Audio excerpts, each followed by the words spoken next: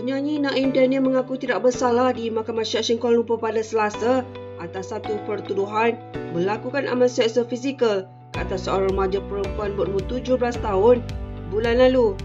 Naim atau nama sebenarnya Muhammad Naim Daniel Baharin 28 tahun membuat pengakuan itu selepas pertuduhan dibacakan di hadapan Hakim Datuk M. Kunasandari dalam prosiding yang dijalankan secara tertutup.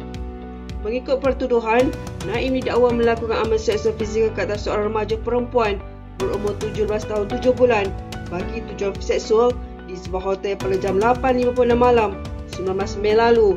Pertuduhan dibuat mengikut Seksyen 14-A Akta Kesalahan Seksual terhadap kanak-kanak 2017 yang membawa hukuman penjara tidak melebihi 20 tahun dan boleh juga dikenakan sebatan jika sabit kesalahan.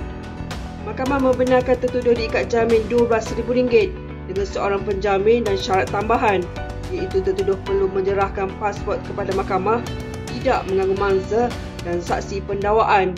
Mahkamah menetapkan 18 Ogos depan untuk sebutan semula kes.